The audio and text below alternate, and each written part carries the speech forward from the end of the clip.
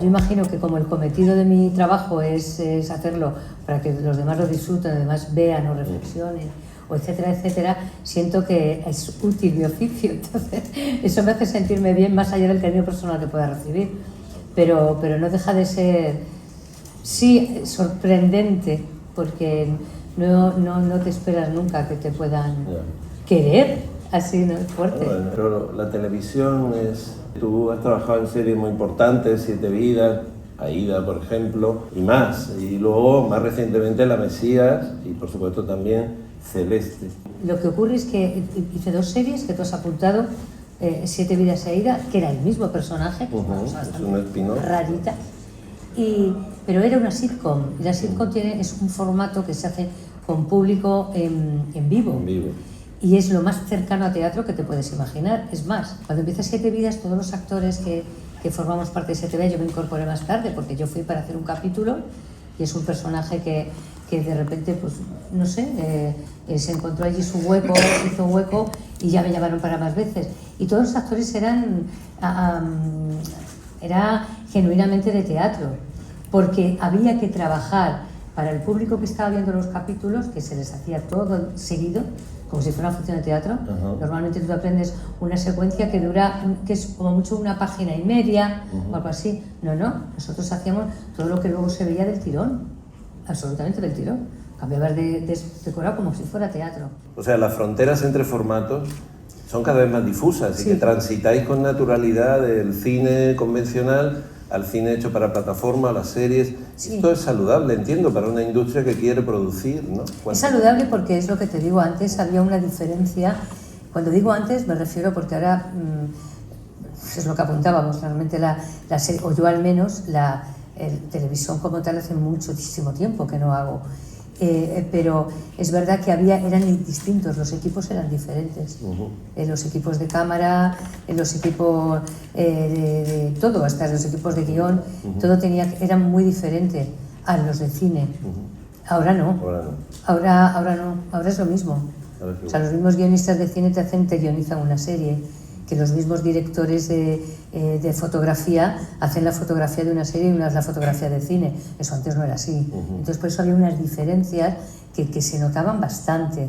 Eran distintos códigos, ni mejor ni peor, diferentes códigos. Claro. Pero ahora está todo metido un poco en el mismo horno, por decirlo así. Y quería apuntar una cosa que fue muy particular, que por algo es la película más vista de la historia de nuestro país.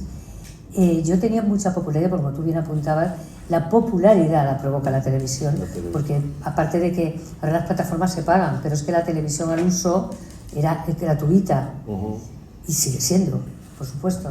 Pero esa manera de entrar en las casas es lo que produce la popularidad.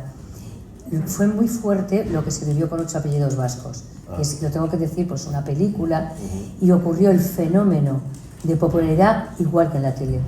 Es verdad que los cines que consiguió llenar aquello era insólito, llegar a una multisala y que todo fueran carteras de 8 apellidos vascos. Pero quería apuntar esto porque creo que es la única película que yo he sentido, bueno, a Dani Rovira le ocurrió, que fue un fenómeno tan bestia en un año, que era como si hubiera hecho una serie de televisión de un lustro, o sea, muy fuerte.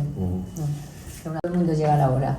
Y eso te genera rigor, te genera disciplina y te genera el que lo que tienes que hacer cada día requiere de un vértigo, de una concentración y de una responsabilidad enorme, porque hay una sala llena de gente que ha pagado un dinero, que se ha molestado en salir de su casa, igual que tú, andando en metro, como sea, para ver y vivir una experiencia que vivimos todos juntos en una sala. Eso te conecta, como te decía, con la vida y es lo más parecido a la libertad que existe. Eres poderoso, te subes a un escenario. El poder produce vértigo también, pero también engancha y es una droga. Entonces es lo que tiene el teatro que diferencia de otros medios. Pero cuidado, que siempre he dicho que para mí lo más difícil es el cine, por todas las cosas que rodean de las que tú no eres dueño. Porque igual que en el teatro, una vez que se estrena, el director se va y ya no puedes parar la función. Pero durante los ensayos sí. En el cine es al revés. Hay un director, tú estás rodando y luego se quedan ellos por el producto y tú ya te piras, ¿no?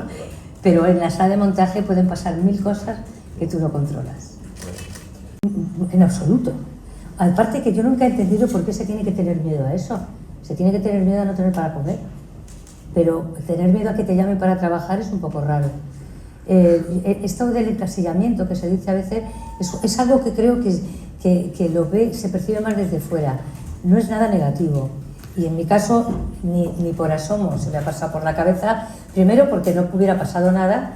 Y segundo, porque yo, antes, como tú apuntabas, antes de que ocurra, porque es que es curioso, un personaje cómico, como si hacer comedia fuera, solo te van a llamar para comedia, que sé perfectamente lo que me estás preguntando. Primero sería un orgullo, y segundo, yo también puedo decidir si lo hago o no, y tercero, es que en mi caso yo vería con una carrera muy dilatada, en teatro sobre todo, y realmente el 99,9% de las obras que he hecho no ha habido comedia.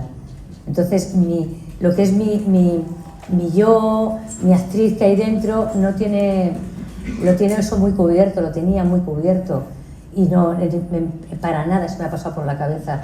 Es más, yo sé de lo complicado que es hacer comedia convincente, y siempre sería, pues eso, un honor que volvieran a pensar en ti. Eso que se supone que lo has hecho bien.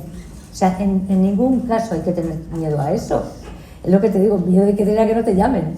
¿Hay algún papel que no, o género que no has explorado y te gustaría interpretar?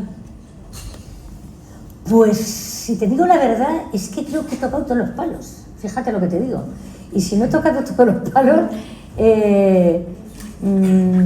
mira, a mí me encantaría hacer terror. Me he asomado un poco al terror, pero me gustaría hacer terror a saco. Y no te creas que es un género que a mí me gusta como espectadora, pero sí me alucina, porque es la fantasía y es el cine elevado. El cine es mentira, y yo creo que es la mentira más grande del mundo, el terror. Y esa magia, esa fantasía que conlleva, esa sangre de mentira, ese grito que tú pegas como espectador. Digo, por favor, yo quiero formar parte de eso y vivir como actriz por dentro de eso. Siempre me ha llamado mucho la atención. Y ha habido alguna propuesta, creo, así, pasa en forma de cortos, que no he podido hacer o no he hecho, pues seguramente por agenda o por algo así. Pero sí me gusta, porque además cuando he estado en el Festival de Sitges, con otro hermano nuestro, he flipado tanto con la gente del festival. ¿Tú has ido al Festival de Sitges? Tienes que ir, porque lo que se genera en el público es tan increíble que yo digo, yo quiero formar parte y yo he ido con alguna película allí, que por eso he estado, pero no he vivido yo desde dentro, yo ser la actriz a la que persiguen, a la que tal, o la que persigue, la que se desgarra, así. Viva el cine en ese sentido, y creo que terror, que realmente no he hecho del todo. Lo más que me acerqué fue en 30 monedas, a que era la madre del demonio, en un capítulo que hice, es lo más parecido y más aproximado, y con Alex de la Iglesia, que es el gran dominador de todo esto, pues sí, pero poco más. Cosa que no hay que hacer, pero no lo puedes evitar. Y es cuando llaman o tienes poco tiempo, dicen el personaje, te dicen qué es el personaje que quieres que interprete, y hay algo que te lleva directamente. Está feísimo que diga esto, pero cuando digan otros actores que no lo hacen, están mintiendo. Lo hacemos todos. Vas directamente a ver algo, cómo asoma, cómo huele, ¿no? A qué te viene cuando tú lees de qué va, y luego ya te enganchas y lees el guión entero. Lo suyo es leer el guión entero primero y luego ya, pero hay algo que se capta enseguida, y es cómo está escrito. No te puedo decir porque yo no escribo, pero cómo lo lees, y lo leo como lectora, no como intérprete. Como lees una novela, como lees algo y de repente sientes que te engancha, o sientes que me está forzando a que me interese. Si me está forzando a que me interese, me deja de interesar. Pero hay algo que es el misterio, y cuando lees un guión, que no son fáciles de leer los guiones, cuando empiezas a leer un guión, dices, esta historia yo quiero formar parte de ella. Luego está claro que si quien dirige escribe, siempre es muy interesante, porque va a tener muy claro y te va a ayudar mucho a lo que tienes que hacer. Me interesa mucho y me importa mucho quién dirige, evidentemente, porque es la mirada. Un guión que en apariencia te puede resultar, bueno, más anodino, depende de quién director o directora lo tenga entre sus manos, puede ser más interesante. Es fundamental todo eso. Y y ya está, ¿no? Más allá de que el personaje sea más menos pequeño, más, da igual. Es un poco la historia que te cuenta, a mí me interesa realmente, sobre todo desde la escritura. Me parece tan difícil escribir. ¿Hay algún personaje que se haya quedado, que tú quieras hacer, que se haya quedado en tu cartera? Pues no, llegará, seguro.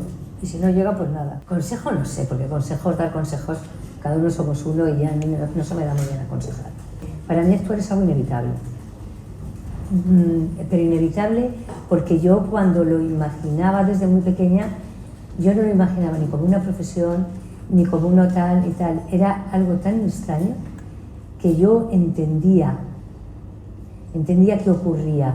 Yo era muy pequeña cuando vi a Jane Eyre y Elizabeth Taylor era muy pequeña y tenía la edad en la película, cuando yo la vi, que tenía yo en ese momento, que eran como 10 años o así. Y yo tenía el pelo muy largo y ella también, y a mí no me podían cortar el pelo, ella también lo tenía largo. Entonces ella era la amiga de la prota y la meten en un lugar, era en un centro como de huérfanos, y a ella la cortan el pelo, tiene tuberculosis y luego muere y todo. Le cortan, y yo estaba, a mí lo que me ponía era lo del pelo, por favor, la cortan el pelo, qué sufrimiento. Y entonces ella lloraba tanto con la tuberculosis en el lecho de muerte, y cuando terminé la película yo me fui a mi habitación y los que me había provocado, porque yo hacía poco la había visto más mayor y con el pelo largo, en otra película. Entonces dije, ni se murió, ni le cortaron el pelo. Esto es increíble. Yo quiero que me pase esto en la vida. O sea, esta es la mejor profesión del mundo. Puedes vivir 1000 vidas y a ti ni te salpica. Mira ella qué puntas más sanas tiene, ¿sabes? O sea, me parecía alucinante. Porque luego vi Mujercitas, o sea, vi antes Mujercitas. Esto es magia. Eso es esa fantasía, ese saber y entrar en el mundo del juego es lo único que podría decir a alguien de por qué estudias, por qué haces esto, sin perder una ilusión que va más allá de si tienes que estás trabajando en ese momento o no, ya vendrá, ya ocurrirá. Es creer en la magia. Yo nunca estudié, pero no estudié no porque no quisiera, no estudié porque empecé a trabajar muy pronto y luego cuando me presenté en la RESAC, en la Escuela de Arte Dramático, durante varios años no me cogieron.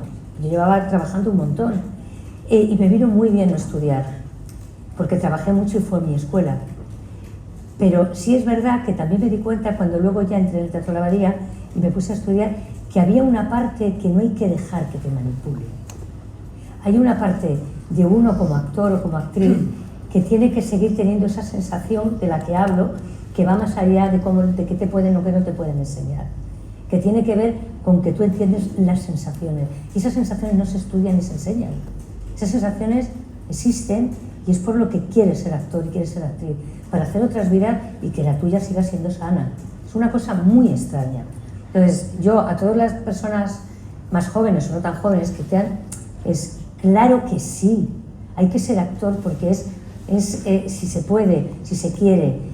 No se trata de ser mejor o peor, se trata de serlo. Y serlo es decir, ¿esto de qué va? Pues de esto que te digo. Es decir, tú mueres, el siguiente está muerto. Tienes que saber dar vida, ser generoso, no juzgar a tus personajes y sobre todo tú no sufrir, tú pasártelo muy bien y ya está. Y puede que estés un año sin trabajar, 3, 5, 8, da igual. Es la única profesión que no tiene edad, no nos jubilamos. Alguien tiene que hacer los personajes de 80 y de 90. Tenemos toda la vida por delante, o sea que ningún temor a que no salgan las cosas desde el principio. Muy bien. Yo soy un poco antigua siempre. Y a mí me ha gustado mucho el cine, desde muy joven, el cine en blanco y negro. Me gustaba siendo muy pequeña Greta Garbo, me flipaba Vivian Leigh. Había algo en el drama elegante, hay algo ahí que tú sabes también de lo que hablamos, que sabes que están jugando y me atraía mucho. Pero hay unos referentes en España que son una época de mi vida, cuando era más joven, que eran los Estudio 1, que había en España, que eran en blanco y negro. El blanco y negro siempre está. Yo cuando fue en color me dio un poco de rabia las cosas, porque digo, oye, es que se nota que parece, no sé, qué rabia que esto sea azul si era negro. Bueno, tonterías. Pero es verdad que en los Estudio 1 estaban las actrices y actores de teatro que a mí me gustaban mucho, hacen televisión.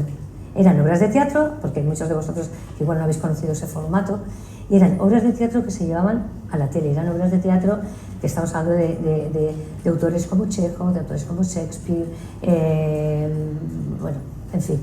Y de repente, imagínate a mí que shock, que de repente trabajo con Amparo Baró, cuando yo era de estos referentes de los que te hablo. Era una manera de trabajar que te dabas cuenta de que era tan importante trabajar como vivir. Esa es otra cosa que yo les diría a los actores, de vivir, porque si no vives mucho, si no vives y mamas de las energías que ves, de lo que vas en la vida, no puedes luego actuar. Y esa era una generación que se lo pasó muy bien. Vivieron mucho y bebieron mucho. Y yo me lo apliqué, o sea, con mucho control, todo con control, porque si no, no vale para nada. Porque es importante estar en la vida. Para hacer de drogadicto no te tienes que drogar, pero no está mal que estés en sitios donde la gente lo hace. Algo así. Muy bien. Daros las gracias a todos por estar aquí, por vuestras preguntas. Luego, en un ratito, te vamos a dar pues una biznaga honorífica y vamos a tener una entrañable gala